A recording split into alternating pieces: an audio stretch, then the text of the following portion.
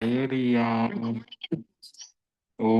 ह्रीं नमो उवज्झायाणम् ॐ ह्रीं नमो लूयि सव्वसाहुणम् ॐ ह्रीं नमो अर्हन्ताणम् ॐ ह्रीं नमो सिद्धाणम् ॐ ह्रीं नमो आयर्याणम् ॐ ह्रीं नमो वज्झायाणम् ॐ ह्रीं नमो लूयि सव्वसाहुणम् ॐ ह्रीं नमो अर्हन्ताणम् ॐ ह्रीं नमो सिद्धाणम् ॐ ह्रीं नमो आयर्याणम् ॐ ह्रीं नमो वज्झायाणम् ॐ ह्रीं नमो लूयि सव्वसाहुणम् ऐसो पंचनमुक्कारो सव्वपावपणासनो मंगलानं च सव्वेशं पढ़मं हवै मंगलम पढ़मं हवै मंगलम। स्क्रीन शेयर करता हूं। लगभग आज हमारे सूत्र जो हैं कंप्लीट हो जाएंगे। प्राकृत के जितने सूत्रों का हमने पढ़ने का लक्ष्य बनाया था उतने पूरे होने जा रहे हैं। फिर संस्कृत पर फोकस करेंगे। तो अभी प्राकृत के शब्दों की सिद्धि कर रहे हैं। स्क्रीन शेयर करता हूं।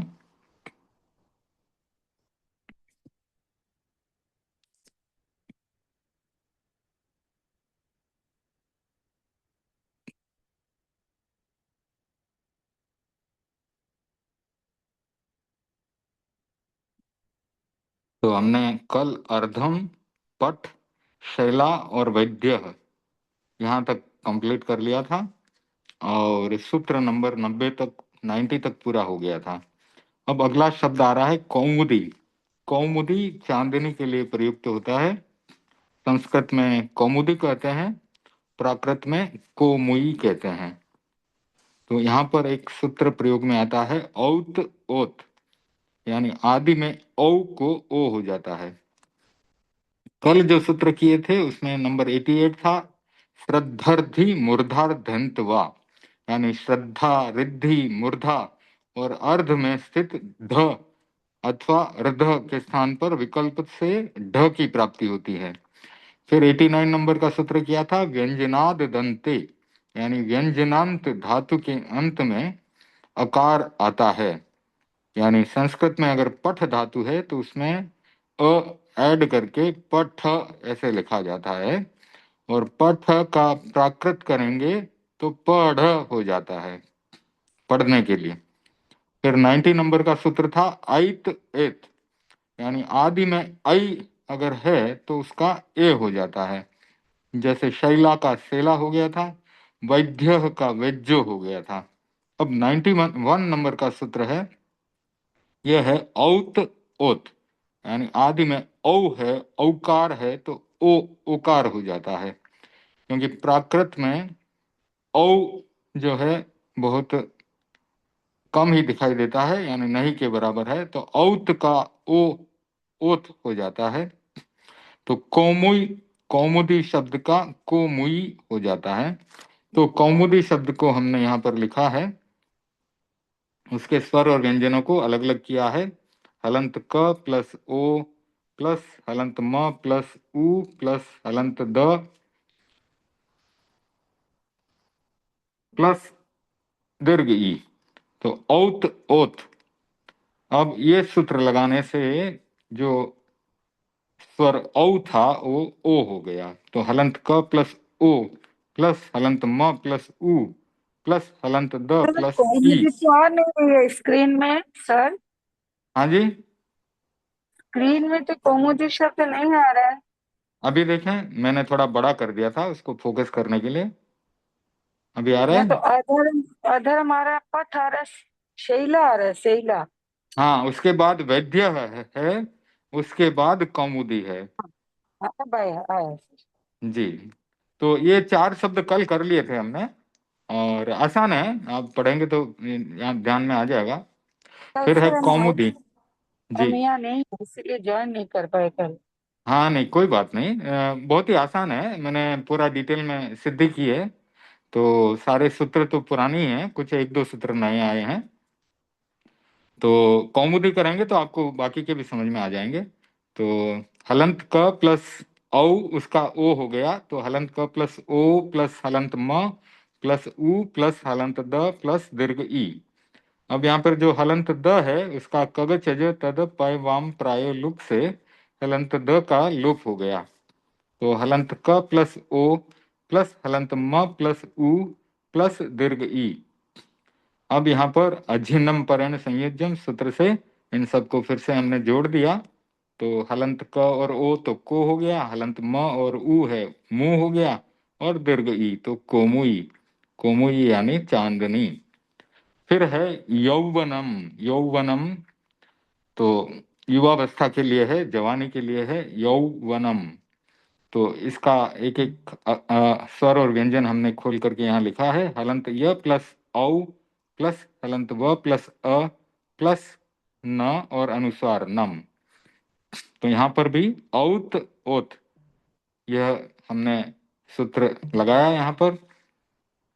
तो औ का ओ हो जाता है, हलंत य प्लस ओ प्लस हलंत व प्लस अ प्लस नम। यहाँ पर जो हमने एक सूत्र सबसे पहले पढ़ा था, आदेर्यो जह, यानी आदि में यह है उसका ज बनाते हैं। तो आदि के यह का ज हो गया, तो हलंत ज प्लस ओ प्लस हलंत व प्लस अ प्लस न और अनुस्वार नम।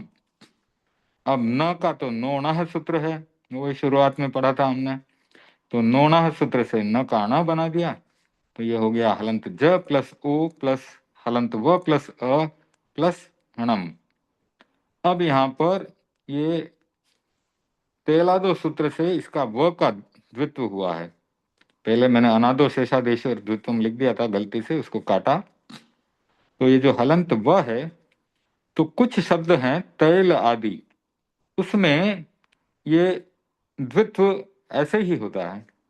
यानी जो हमने पहले सूत्र पढ़ा था अनादो शेषादेश और द्वित्वम, वो क्या करता था कि जब कोई दो व्यंजन संयुक्त होते, उनकी जगह पर कोई एक व्यंजन शेष रहता, उसका द्वित्व करता था। लेकिन तेलादो एक सूत्र है, तो तैल आदि कुछ शब्द ऐसे हैं जिनमें कि ऐसे ही द्वित्व होता है। तैलादो है, फिर सेवादो है। तो तैलादो में द्वित्व कंपलसरी होता है, मैंडेटरी है, जरूरी है। और सेवादो में जो है उसके द्वारा जो द्वित्व होता है वो विकल्प से होता है, सेवा आदि आदि शब्दों में। तैल आदि शब्दों में द्वित्व जो है जरूरी रूप से होता है, मैंडेटरी रूप से होता है। तो यहाँ पर जो योगनम शब्द है उसमें द्वित्व मैंडेटरी है, जरूरी है, व का द्वित्व होता है। और ये हलंत ज प्लस ओ प्लस हलंत व प्लस हलंत व प्लस अ प्लस णम ऐसे बन गया। फिर अझिन्नम परेण संयोजम लगाया, तो जौवणम, जौवणम ये प्राकृत का शब्द बना। अब नेक्स्ट है ज्ञानम। अब इसके लिए एक सूत्र है, जो जान मुणौ, 91 नंबर सूत्र है। जो जान मुणौ यानी ज्ञा धातु है, तो ये जानने के अर्थ में है, तो यहाँ पर उसको आदेश हो जाता है जान और मुण, यानी डायरेक्ट जो ज्ञान है वहां पर जान आ जाता है या फिर मुण आ जाता है। तो दो आदेश प्राप्त होते हैं। तो ज्ञान की जगह अगर जान आ जाएगा और प्लस म बचा वहां पर, तो म का हलंत म का तो मौनुस्वार से अनुस्वार बन जाएगा, तो ज्ञानम का सीधे सीधे जानम हो जाता है। और मुण आदेश होने पर इसी प्रकार से उसका मुणम हो जाता है, क्योंकि ज्ञान की जगह पे मुण आ जाएगा और प्लस हलंत म है, उसका मोनुस्वार से अनुस्वार बन जाएगा। तो ज्ञानम का जानम और मूणम, इस प्रकार से दो शब्द प्राकृत में प्राप्त होते हैं। फिर है गृह, गृह। अब तो ये 91 सूत्र जो है जो जान मुणो, ये यही कहता है कि ज्ञा धातु को जान और मुण दो आदेश होते हैं, जैसे ज्ञानम का जानम और मुणम हो जाता है। अब 92 नंबर का सूत्र है। यह सूत्र ग्रहस्य गरौ पतौ, यह सूत्र कहता है कि ग्रह को गर आदेश हो जाता है। तो गृह जो शब्द है उसकी जगह पर गर प्राप्त हो जाता है, गर। तो गृह की जगह गर हो गया, तो पीछे जो विसर्ग है तो उसका अतः शेरडो से ओ होकर के गरो हो जाएगा। तो ग्रह के आगे अगर पति शब्द है तो वहां पर ग्रह को गर आदेश नहीं होगा, और वहां पर कैसे सिद्धि होगी वो आगे बताई गई है। तो अगर ग्रह पति है यानी घर का जो मालिक है वह अगर शब्द है गृहपति है, तो उसकी सिद्धि इस प्रकार से होती है। हलंत ग प्लस री प्लस हलंत ह प्लस अ प्लस हलंत प प्लस अ प्लस हलंत त प्लस ई और प्लस विसर्ग।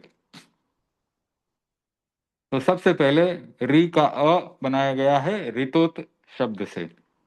तो रितोत से री का अ करने पर हलंत ग प्लस अ प्लस हलंत ह प्लस अ प्लस हलंत प प्लस अ प्लस हलंत त प्लस ई प्लस विसर्ग। अब जो प है उसका पो वह सूत्र से वह हो गया। तो हलंत ग प्लस अ प्लस हलंत ह प्लस अ प्लस हलंत व प्लस अ प्लस हलंत त प्लस ई और फिर विसर्ग। अब हलंत त जो है उसका कवचज तद पय वाम प्रायो लुक से लोप किया गया। तो अगले स्टेप में आया हलंत ग प्लस अ प्लस हलंत ह प्लस अ प्लस हलंत व प्लस अ प्लस ई और विसर्ग। अब जो अंत में ई और विसर्ग है उसका अक्लिबे सौ से दीर्घ ई हो जाएगा।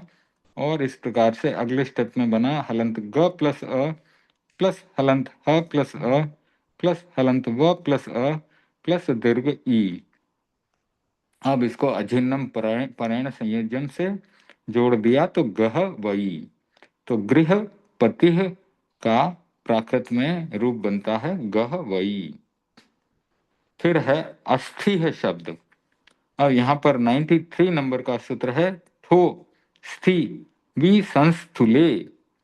ठो स्थि वि संस्थुले यानी अस्थि और वि संस्थुल शब्दों में रहे हुए संयुक्त व्यंजन स्थ को थ की प्राप्ति होती है। तो अब यहाँ पर अस्थि यानी हड्डी है, और उसके लिए सिद्धि कर रहे हैं हम अस्थि। अस्थि का एक एक जो हमने स्वर और व्यंजन है यहाँ पर खोल करके लिखा है। अ प्लस हलंत स प्लस हलंत थ प्लस ई प्लस विसर्ग। तो यहाँ पर हम जो है वो सूत्र लगाएंगे ठो स्थि वि संस्थुले, ये सूत्र लगाएंगे। तो यहाँ पर जो संयुक्त व्यंजन है स्थ उसकी जगह पर थ की प्राप्ति होगी। तो अगली स्टेप में आ जाएगा अ प्लस हलंत ठ प्लस ई और प्लस विसर्ग। अब आगे का तो आपको पता ही है जो हम बार बार करते ही हैं। तो हलंत ठ जो है संयुक्त व्यंजन स्थ की जगह प्राप्त होने से अनादो शेषादेश और द्वित्वम ये लगेगा। नया और ये सूत्र लगाए थे एक ठो इसमें हाँ ठो आपके लिए ठो स्थि वि संस्थुले ये 93 नंबर का सूत्र है। और बाद में अनादो शेषादेश और द्वित्वम तो हमें पता ही है, वो तो द्वित्व नहीं, करने के लिए है। कैसा करें आपके लिए हाँ जी। ये जो सूत्र लगाया ना आपने आपलीन है आपलीन है कौन सा? अझिन्नम परन संयोज्यम। गृहपति में हम्म। हाँ, गृहपति में, वो गृहपति जो में लास्ट ये सूत्र कौन सा लगे सारे गृह आपलीन है क्या ना आपलीन है गृहपति में तो कोई भी नया सूत्र लगाया नहीं है। ये तो गृह रितोत रितोत के बाद ठीक है पोवा पोवा के बाद हाँ कागज है तदा पैबान उसके हाँ, बाद में अकली वे है ना अकली ने है अक्लिबे अक्लिबे अक्लिबे अभी अभी बराबर दिखाई दे रहा है? अकली बे, हाँ हाँ हाँ, ठीक है सर, ठीक है। जी, अकली बे सौ। तो ये ऊ के साथ विसर्ग हो तो दीर्घ ऊ हो जाएगा अंत में, और अगर अंत में ई के साथ विसर्ग हो तो दीर्घ ई हो जाता है। आज आप क्या आवाज थोड़ी धीरे आ रही है क्या? मैं बाहर हूँ इसलिए पता नहीं। ठीक है सर। हाँ, हो सकता है। बाकी यहाँ पर तो वाईफाई वगैरह तो सब अच्छा है, बढ़िया है। अच्छा, हाँ तो ठीक। अब ठीक है, तो अस्थिह का क्लियर हो गया। तो अनादो शेषा देश और द्वित्वम लगा। तो अ प्लस थ, हलंत प्लस हलंत थ प्लस ई और विसर्ग। फिर द्वितीय तुरीयो रूपरी पूर्व लगा। तो ये ठ जो है ट वर्ग का दूसरा व्यंजन है। तो यहाँ पर प्रथम व्यंजन आ जाएगा जो कि ट है। तो हलंत ठ की जगह पे हलंत ट आया। तो अ प्लस हलंत ट प्लस हलंत ठ प्लस ई और विसर्ग। अब फिर से यहाँ पर ई और विसर्ग है, तो उसकी जगह अक्लिबे सौ सूत्र लगा। तो ई और विसर्ग की जगह पर दीर्घ ई आ गया। तो ये बन गया अ प्लस हलंत ट प्लस हलंत ठ प्लस दीर्घ ई। अब अझिन्नम परेण संयोजन से इन सबको जोड़ा गया, तो ये बन गया अट्ठी। तो अस्थि जो हड्डियां हैं उसके लिए अस्थि संस्कृत में होता है, और प्राकृत में उस शब्द का हमें अट्ठी रूप प्राप्त होता है। अब अगला है विसंस्थूलम। विसंस्थूलम का अर्थ है अस्थिर। तो विसंस्थूलम, विसंस्थूलम अस्थिर है, क्षुब्ध है, व्यग्र है। तो विसंस्थूलम को हमने इसको पूरे को खोल करके लिखा है यहाँ पर। और ये हो गया है हलंत व प्लस ई प्लस हलंत स प्लस अ प्लस अनुस्वार प्लस हलंत स प्लस हलंत थ प्लस उ प्लस हलंत ल प्लस अ प्लस हलंत म।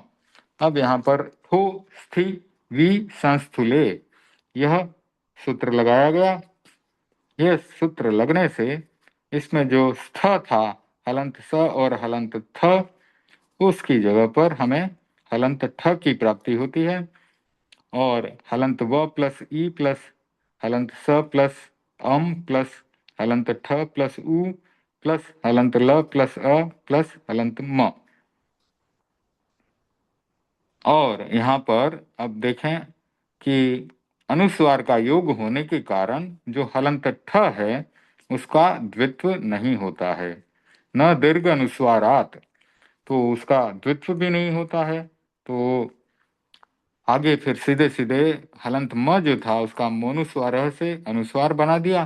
तो अगली स्टेप में आ गया हलंत व प्लस ई प्लस हलंत स प्लस अम प्लस हलंत ठ प्लस उ प्लस हलंत ल प्लस अम।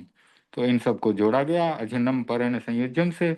तो हलंत व और ई से वी, हलंत स प्लस अम से सम, और हलंत ठ प्लस उ से ठू, और हलंत ल प्लस अम से लम। तो वी संठुलम, वी संस्थूलम संस्कृत का जो शब्द है उसका बन गया वी संठुलम। अब आगे है युग्मम। युग्मम के लिए एक नया सूत्र है, 94 नंबर है, ग्मो वा। गुमो वा, किसी भी संस्कृत शब्द में स्थित संयुक्त व्यंजन गुम गुम, गुम को म की प्राप्ति होती है। जैसे युग्मम इसका बनता है जुम्मम या जुग्गम। तो युग्मम से पहले हम जुम्मम बनाते हैं। तो युग्मम के एक एक स्वर और व्यंजन को खोल करके लिखा। तो ये आया हलंत य प्लस उ प्लस हलंत ग प्लस हलंत म प्लस अ प्लस हलंत म। अब यहाँ पर गुमो वा, ये सूत्र लगाया। तो गुम की जगह पर हलंत म की प्राप्ति हुई। तो हलंत य प्लस उ प्लस हलंत म प्लस अ प्लस हलंत म। अब यहाँ अनादौ शेषादेश और द्वित्वम सूत्र लगा। हलंत म जो था उसका द्वित्व हुआ। तो हलंत य प्लस उ प्लस हलंत म प्लस हलंत म प्लस अ प्लस हलंत म। अब यहाँ पर आदेर्यो जह, इस सूत्र से आदि में जो यह है उसका ज हो जाएगा। तो ये बन जाएगा हलंत ज प्लस उ प्लस हलंत म प्लस हलंत म प्लस अ प्लस हलंत म। अंतिम में जो अंत में हलंत म है उसका मोनुस्वार, ये सूत्र, सॉरी, ये सूत्र लगाएंगे और उसका अनुस्वार बना देंगे।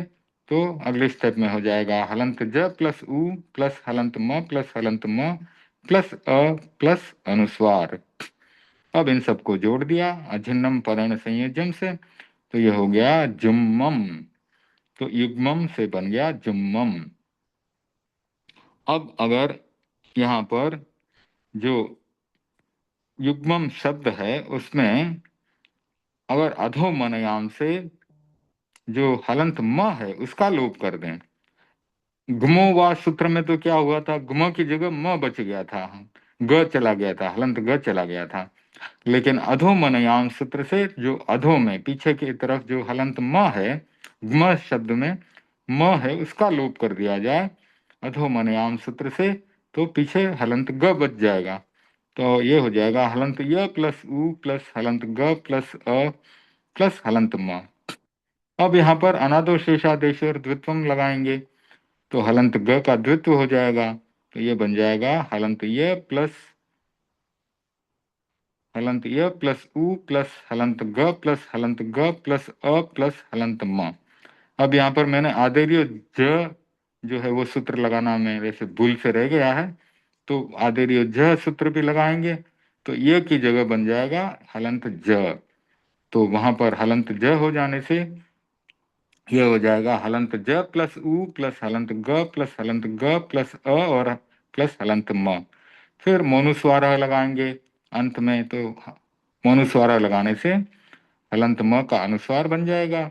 और इस प्रकार से इसको सबको जोड़ेंगे तो ये बन जाएगा जुग्गम।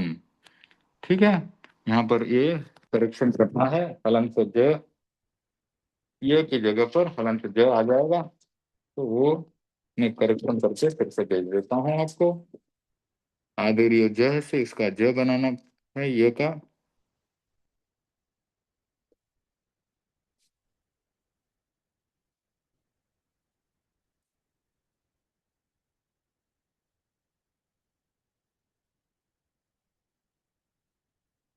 और इस प्रकार से यह जुग्गम हो जाएगा।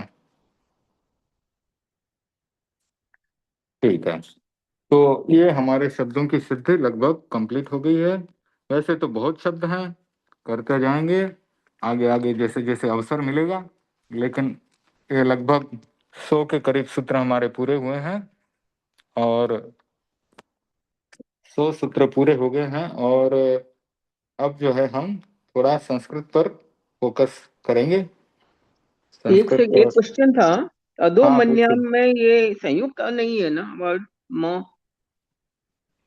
हाँ, कौन से में का लोप हुआ है? अधोमनयाम से जो युग्म है, युग्म युग्म अ- में हलंत ग और हलंत म जो है वो संयुक्त है, ठीक है ना। हम्म। ठीक है, तो इसके कारण जो म है उसका लोप हुआ। ओके, तो म तो संयुक्त नहीं है ना, दो ग संयुक्त है। ग और मैं म है, सही। ग और हाँ, म। मैं हलंत है, अच्छा, मैं ग हलंत है न ना सर। है, गम। ठीक हाँ, है। युग्म युग्म, वापस से हाँ, हाँ। फिर। हलंत मैं है, और मैं हलंत का वो सूत्र अनुस्वर में रूपांतर कर देता है। वो तो अंतिम वाले का, ये बीच वाले का बात कर रहे हैं हम। देखिए पहली लाइन देखिए, हलंत य प्लस उ प्लस हलंत ग प्लस हलंत म प्लस अ और हम्म। हलंत म। ठीक है, तो ठीक है। एक बार हाँ, तो हलंत है। विकल्प, हाँ एक बार तो विकल्प से हमने गुमा का म कर दिया, दूसरी बार अधोमनयाम सूत्र लगाया तो ये म चला गया, म चला गया तो ग रह गया। ठीक है ना। ठीक है।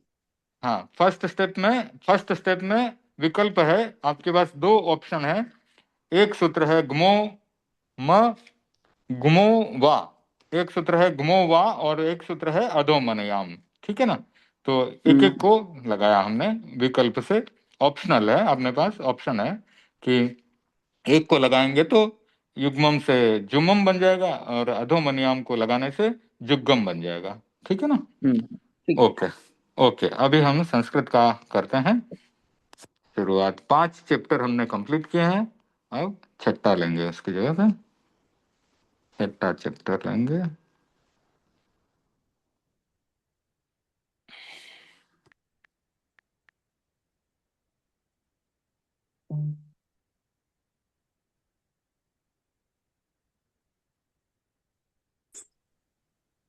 सर गै के बदले कुछ आया भी नहीं ना, वर्ड भी तो नहीं आया सर।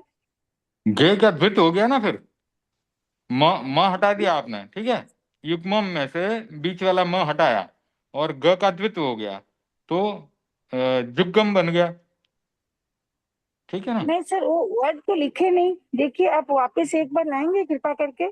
हाँ जी, लाता हूँ।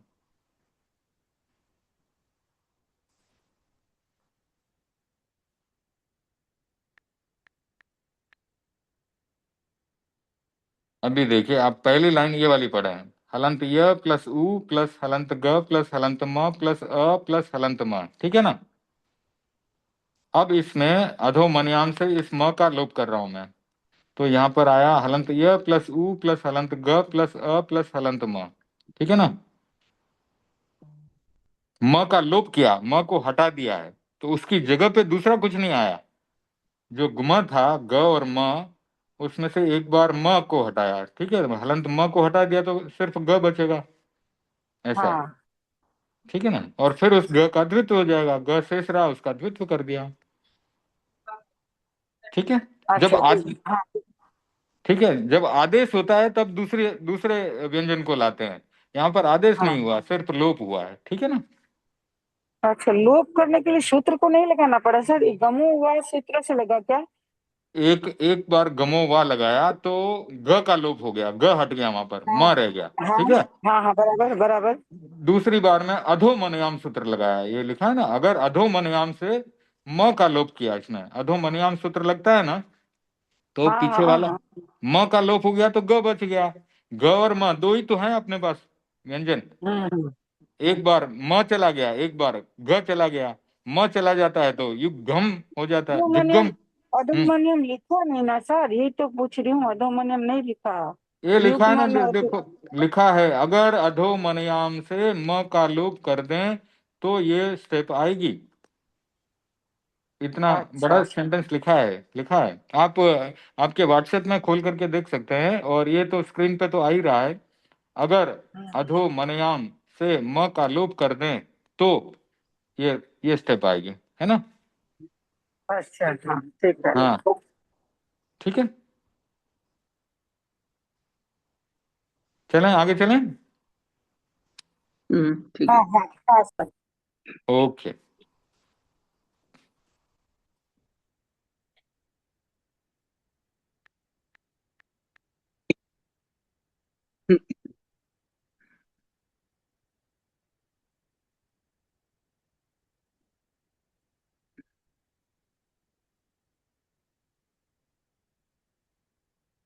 ओके, संस्कृत, इसमें 5 चैप्टर हो चुके हैं, और इनके अभ्यास में बाद में लिख करके भेजूंगा आपको। अभी 6 नंबर पे आते हैं, ठीक है ना। अभ्यास नंबर 6, तो इसमें जो संज्ञावाचक शब्द हैं, देखिए धनम है, धन के लिए प्रयुक्त हो रहा है, ये सब जो हैं नपुंसकलिंग के शब्द हैं। धनम धन के लिए, नगरम नगर के लिए, आसनम आसन के लिए, अध्ययनम पढ़ने के लिए, ज्ञानम ज्ञान के लिए, कार्यम कार्य के लिए, ओदनम चावल के लिए, वर्षम वर्ष के लिए, दिनम दिन के लिए, ठीक है, ये सब संज्ञावाचक हैं। और इनका रूप जो है फलम फले फलानी, इस प्रकार से चलता है, क्योंकि ये क्या है, नपुंसकलिंग है, तो प्रथमा विभक्ति में फलम फले फलानी, द्वितीय विभक्ति में भी फलम फले फलानी, उसके आगे राम शब्द के रूप में चलेगा। जैसे राम में कैसे होता है तृतीय विभक्ति का, वैसा ही तृतीय विभक्ति का फलम के लिए भी, फल के लिए भी होगा, ठीक है। तृतीया चतुर्थी पंचमी षष्ठी सप्तमी और संबोधन, ये सब सेम रहेंगे, लेकिन प्रथमा और द्वितीय नपुंसक के लिए बदल जाते हैं। इन सब का डिटेल में हम सिद्धि करेंगे एक एक की, तो वो कुछ समय के बाद करेंगे। एक बार थोड़ा हम ये रचनानुवाद कौमुदी में संस्कृत में थोड़ा अध्ययन कर लें, थोड़ा अध्ययन हमारा मजबूत हो जाएगा, फिर हम उन शब्दों की, विभक्तियों की और धातु रूपों की सिद्धि करेंगे। ठीक है, तो अब आगे चलते हैं। तो वर्षम वर्ष, दिनम दिन, और उसके बाद फिर कुछ धातुएं आई हैं। खाद, खाने के लिए खाद धातु। फिर धाव, धावती, इस प्रकार से रूप बनते हैं उसके। दौड़ने के लिए धाव, चलने के लिए गच्छ, ठीक है ना। क्रीड़ा करने के लिए, खेलने के लिए क्रीड धातु। चलने के लिए चल धातु भी है, गच्छ भी है। गच्छ यानी जाने के अर्थ में है, चल यानी चलने के अर्थ में है। अधिशी, सोना, सोने के लिए। अधिष्ठा, बैठना। अध्यास, वो भी बैठना। अब फिर उभयतः, दोनों ओर, हमारे दोनों ओर पानी है, जैसे कि उभयतः। सर्वतः, हमारे चारों ओर पानी है। किसी द्वीप में चले गए तो चारों ओर पानी है। सर्वतः। धिक, धिक्कार। ऊपरी, ऊपर के लिए। अधः, नीचे के लिए। अधि, अंदर के लिए। अंतरा, बीच में। अंतरेण, बिना। विना, ये भी बिना के लिए।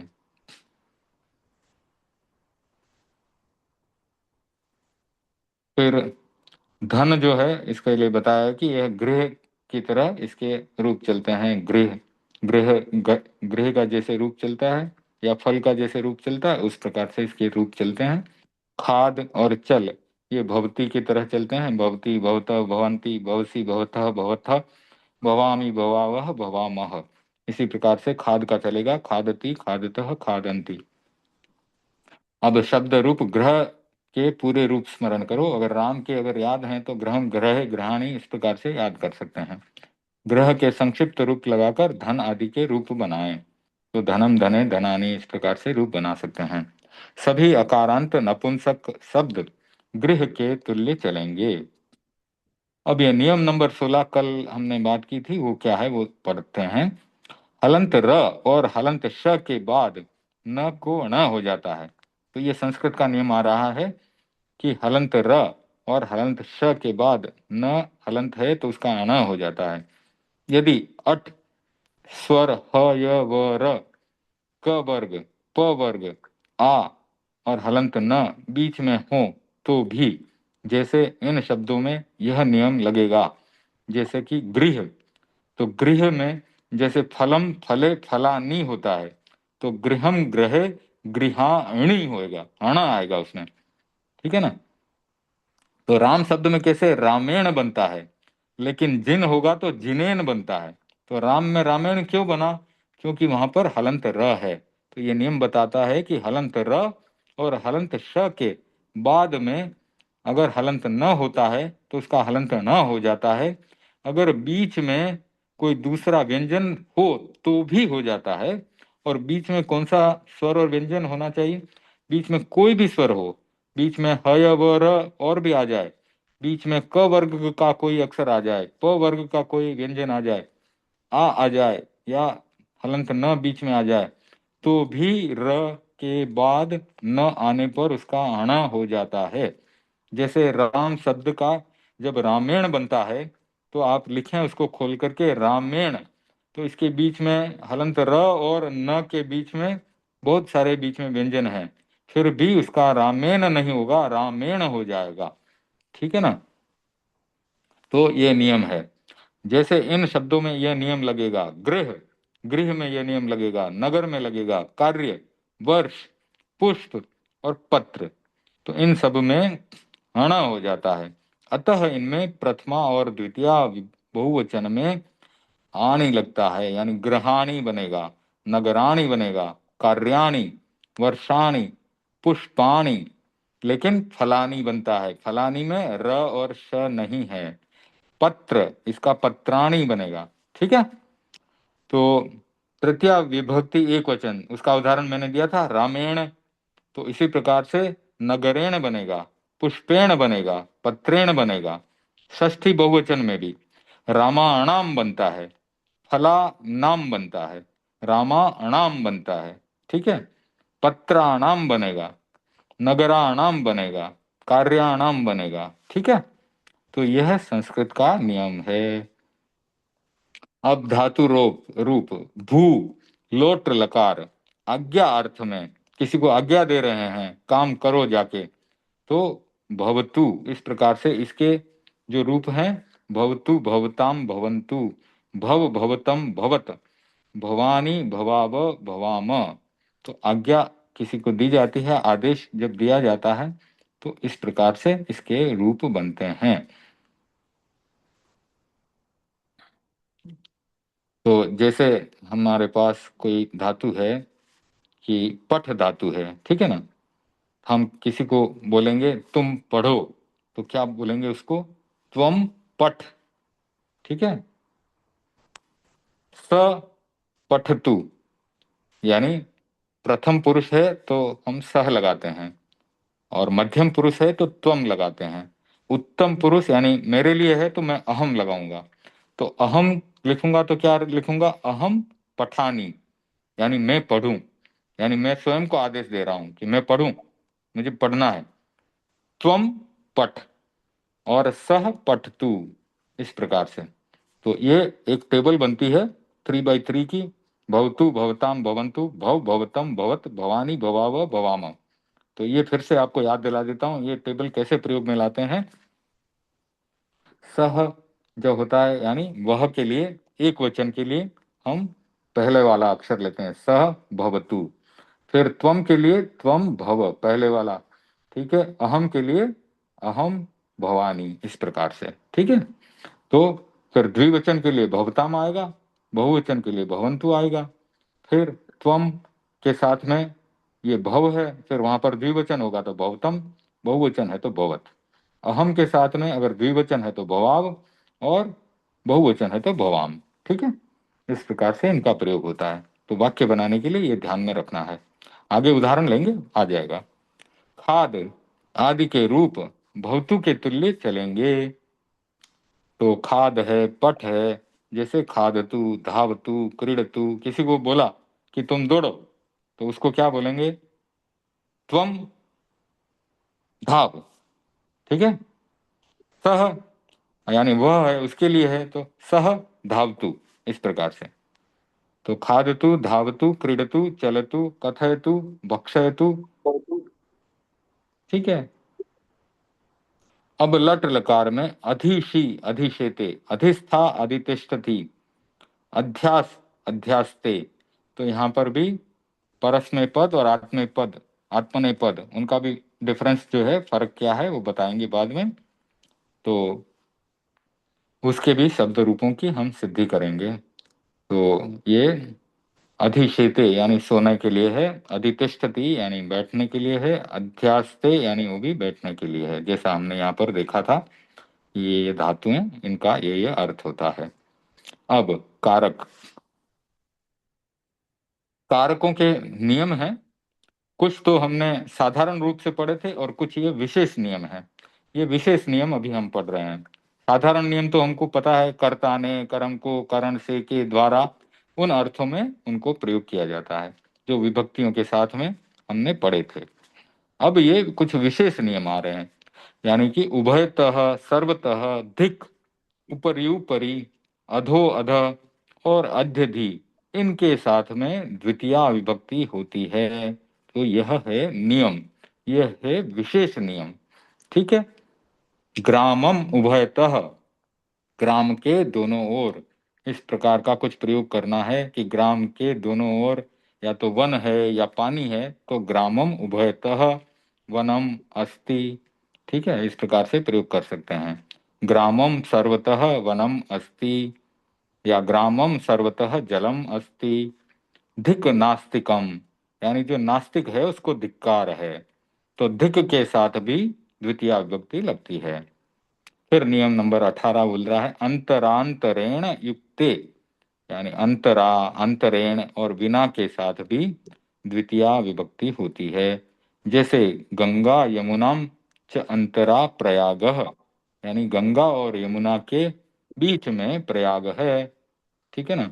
तो अंतरा का अर्थ है यहाँ पर बताया है बीच में, अंतरेण यानी बिना, बिना, ठीक है। तो गंगा यमुना, गंगाम यमुनाम च अंतरा प्रयागः अस्ति, यानी गंगा और यमुना के बीच में प्रयाग है। ज्ञानम अंतरेण न सुखम, ज्ञान के बिना सुख नहीं है। ज्ञानम और अंतरेण दोनों को जोड़ा गया है। ज्ञानम में म हलंत है प्लस अंतरेण, तो ज्ञानम अंतरेण हो गया। ज्ञानम मंतरेण न सुखम, यानी ज्ञान के बिना सुख नहीं है। श्रमम विना न धनम, यानी मेहनत किए बिना धन की प्राप्ति नहीं होती है। धन प्राप्त करने के लिए काम करना पड़ता है, मेहनत करनी पड़ती है। अब नियम नंबर 19 आ रहा है। अधिसिंगस्थासाम कर्म, अधिसिंगस्थासाम कर्म, यानी अधिशी, अधिष्ठा और अध्यास, इन धातुओं के साथ द्वितीया विभक्ति होती है। जैसे आसनम अधिशेते, यानी आसन पर बैठता है। वैसे तो पर के ऊपर पर के साथ जो है सप्तमी विभक्ति भी लगती है। में या पर में, यानी घर में या घर की छत के ऊपर, ऐसा कुछ प्रयोग हो, वृक्ष पर पक्षी बैठे हैं, इस प्रकार का कोई प्रयोग हो तो उसमें सप्तमी विभक्ति लगती है। लेकिन ये विशेष रूप से ये जो धातुएं हैं अधिशी, अधिष्ठा और अध्यास, इनके साथ जो विशेष नियम है वो कहता है कि द्वितीया विभक्ति होती है।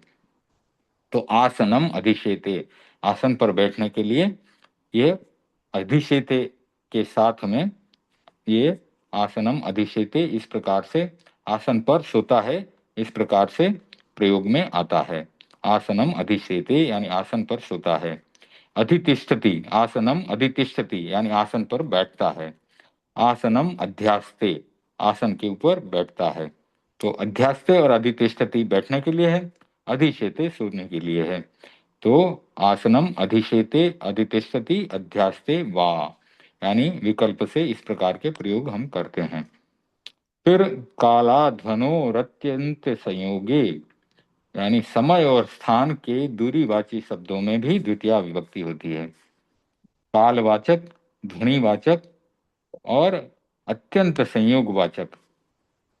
कालवाचक, स्थानवाचक, ध्वनिवाचक, दूरीवाची शब्दों में द्वितीया विभक्ति होती। काला ध्वनोर अत्यंत संयोगे, समय और स्थान के दूरीवाची शब्दों में द्वितीया होती है। 10 दिनानी, यानी 10 दिन तक। लिखती, पंचवर्षाणी, 5 वर्ष तक। पंचवर्षाणी पठती, तो ये जो दिनानी है उसमें द्वितीया विभक्ति आई है, बहुवचन है ना 10 के साथ, इसलिए दिनानी। तो 10 दिनानी लिखती, 10 दिन तक लिखता है। पंचवर्षाणी पठती, 5 वर्ष तक पढ़ता है। क्रोशम गच्छति, 1 कोस भर जाता है, तो दूरीवाची है, दूरीवाचक शब्द है ये। पंचवर्षाणी ये समयवाचक है। 10 दिनानी ये भी समयवाचक है। तो समय स्थान के दूरीवाची शब्दों में इसका द्वितीय विभक्ति का प्रयोग होता है। यानी 10 दिनों से 10 दिन तक लिखता है, 5 वर्ष तक पढ़ता है और क्रोश भर 1 कोस भर जाता है, गच्छति। अब इसका उदाहरण वाक्य पढ़ते हैं। वह पुस्तक पढ़े, यानी उसको आदेश दे रहा है, वह पुस्तक पढ़े। तो क्या बन गया, वह तो सह है और पुस्तक के लिए पुस्तकम द्वितीय विभक्ति, और पढ़े आदेश दिया है तो पठतु, वो इस टेबल से लिया हमने। यहाँ पर जो ये है भवतु पठ की जगह हो गया पठतु। तो सह पुस्तकम पठतु, तो उसको आदेश दिया है कि भाई तुम पुस्तक पढ़ो। सह यानी वह पुस्तक पढ़े। तू गांव को जा। त्वम ग्रामम गच्छ, तो गच्छ यहाँ से लिया, भव जैसे हुआ वैसे गच्छ हो गया। तो त्वम ग्रामम गच्छ, यानी तुम गांव गांव को जा, तू गांव को जा। मैं भोजन खाऊं, तो अहम भोजनम खादानी, वो यहाँ से लिया गया भवानी की तरह, खादानी बन गया। वह आसन पर बैठता है। स आसनम अधितिष्ठति, तो यहाँ पर द्वितीय विभक्ति का प्रयोग हुआ आसन के लिए। स आसनम अधितिष्ठति या अध्यास्ते वा, यानी अधितिष्ठति का भी प्रयोग कर सकते हैं, अध्यास्ते का भी प्रयोग कर सकते हैं। फिर है वह घर में सोता है, तो स गृहम अधिशेते, यानी वह घर में सोता है। तो स गृहम अधिशेते, अधिशेते है इसलिए ग्रहम द्वितीय विभक्ति का प्रयोग हुआ, और ऐसे नहीं तो सप्तमी का प्रयोग होता, ग्रहे होता। ग्रामम उभयतः, ग्रामम उभयतः यानी गांव के दोनों ओर। जलम अस्ति, ग्रामम उभयतः जलम अस्ति, गांव के दोनों ओर जल है। विद्यालयम सर्वतः पुष्पाणि सन्ति। अब ये पुष्पाणि देख लीजिए, इसमें जो मूर्धन्य श आने के कारण न नहीं हुआ, आना हुआ है। फल के लिए फलानी होता, पुष्प है तो पुष्पाणि हुआ है। तो विद्यालयम सर्वतः पुष्पाणि सन्ति, विद्यालय के चारों ओर पुष्प हैं, फूल हैं। धिक दुर्जनम यानी दुर्जन को धिक्कार है। लोकम उपरि उपरि, संसार के ऊपर ऊपर। अधो अधः नीचे नीचे। अध्यधि अंदर अंदर। ईश्वर अस्ति यानी कहता है ना कि ईश्वर सब जगह है, इसके लिए इसका प्रयोग किया गया। हिंदू धर्म में ऐसी मान्यता है कि ईश्वर सब जगह व्याप्त है, तो इसलिए लिखा गया लोकम उपरि उपरि यानी संसार के ऊपर ऊपर। अधो अधः नीचे नीचे भी। अध्यधि अंदर अंदर भी। ईश्वर अस्ति ईश्वर है। जैसे हम कहते हैं कि सब जगह जीव विद्यमान है, एक इंद्रिय जीव तो पूरे लोक में खचाखच भरे हैं, और उनमें भी आत्मा है, और आत्मा अगर शुद्ध रूप में देखी जाए तो वो ईश्वर के समान है। क्रोशम चलतु यानी एक कोस चलो, आदेश दे दिया किसी को, क्रोशम चलतु, भाई तुम एक कोस तक चलो, ठीक है। तो एक अध्याय और कर देते हैं, फिर इनके अभ्यास में लिख करके भेजूंगा, तब अभ्यास हम पढ़ेंगे। तो आज एक चैप्टर और हो सकता है, 7वां चैप्टर ले लेते हैं। फिर मैंने जहां तक मुझे याद है 3 चैप्टर तक करके भेजे थे शायद, अब बाकी के और करके भेजता हूँ। तो अभ्यास नंबर 7 क्या कहता है, पढ़ते हैं। तो यहाँ पर संज्ञावाचक शब्द आए हैं कुछ। अजा, तो ये स्त्रीलिंग का शब्द है, बकरी, अजा बकरी। वसुधा भूमि, सुधा अमृत, जटा अपने बालों के लिए, जटा बड़ी बड़ी हो जाए तो जटा, जटाधारी साधु, उसके लिए प्रयोग में करते हैं, प्रयोग में लेते हैं जटा। क्षमा, उसका संस्कृत और हिंदी एक ही है, जटा का भी एक ही है। तंडुलः चावल, दुग्धम दूध, शतम 100, ये संज्ञावाचक हुए। फिर भ्रम यानी घूमना, ये धातुएं आ रही है, भ्रम। फिर रूह चढ़ना, त्यज छोड़ना, वश रहना, नी ले जाना, री ले जाना, कृष खोदना या खींचना, जो किसान लोग हल चलाते हैं उसके लिए। वह ले जाना ढोना, दुह दुहना, याच मांगना, दंड किसी को दंड देना, रुद्ध यानी रोकना, ची यानी चुनना जैसे फल चुनते हैं, ब्रू यानी बोलना, शास यानी बताना, मथ यानी मथना जैसे हम छाछ बनाते हैं, मुश यानी चुराना। अब अजा, अजा का रूप है रमा की तरह चलता है, तो उसका रूप अगर आपको नहीं पता है तो मैं लिख करके भेज दूं। सर हाँ, मिर्शावाद शब्द जो बना है, कौन सा? मिर्शावाद जो शब्द बना है, क्या हाँ, वो मूस धातु से बना है? मृषा, मृषा, हाँ मृषा वो अलग है, मृषा अलग अलग है। है ना? मृषा का बताएंगे, उसका भी पूरा सिद्धि करेंगे। मृषावाद झूठ, तो उसका भी बताएंगे, ठीक है ना। आप किसके लिए बोले? मुष धातु, मुष धातु तो मूस चुराने, धातु हाँ चुराने के लिए अर्थ में चुराने है। का अर्थ है, मिर्शावाद तो हाँ, झूठ बोलने का अर्थ है जो ना? झूठ की, हाँ झूठ के अर्थ में वो अलग है, ये मुष अलग है, हाँ, अलग। मृषावाद अलग है। उसकी धातु और सब बता देंगे आपको, ठीक है ना, अलग से बता देंगे। हाँ हाँ। ठीक है, अब आगे अजा, अजा और ये रमा आदि जो है ना, ये स्त्रीलिंग के हैं, इसके रूप अलग से भेजूंगा मैं। मुझे लगता है कि मैंने कुछ फोटो लेकर के भेजे थे, एक एक एक ही पेज में मैंने बहुत सारे रूप बना के रखे थे, वो भेजे थे। फिर भी रमा जो है स्त्रीलिंग का आकारांत शब्द है, आकारांत शब्द, उसके लिए क्या क्या रूप बनते हैं अपने विभक्तियों में, 8 विभक्तियों में, उसका अलग से भेज देता हूँ। तंडुल, ये तंडुल राम की तरह है, ठीक है ना, तंडुल रामवत है। भ्रम, सॉरी भ्रम, भ्रम यह भौतिवत चलेगा, ये भ्रम जो है घूमने के लिए है, तो भ्रमति भ्रमतः भ्रमंती इस प्रकार से रूप बनेगा। शब्द रूप, रमा के पूरे रूप स्मरण करो, रमा के संक्षिप्त रूप तो लगाकर संक्षिप्त रूप लगाकर अजा आदि के रूप बनाओ। नियम 16 इन शब्दों में भी लगेगा, रमा क्षमा सभी आकारांत स्त्रीलिंग शब्द रमा के तुल्य चलेंगे। तो नियम नंबर 16 तो वही है जिसमें न का अणा हो जाता है, ठीक है। फिर धातु रूप, ये भविष्यत काल के लिए। तो अभी हमने क्या क्या रूप पढ़ लिए हैं, एक तो वर्तमान काल का पढ़ लिया, भवति भवतः भवंती, एक जो अज्ञार्थक था वो पढ़ लिया अभी। अब ये भविष्यत काल के लिए लृट लकार, भविष्यति भविष्यतः भविष्यन्ति, यानी भविष्य में कोई चीज होने वाली है उसके लिए। भविष्यसि भविष्यथः भविष्यथ, भविष्यामि भविष्यावः भविष्यामः।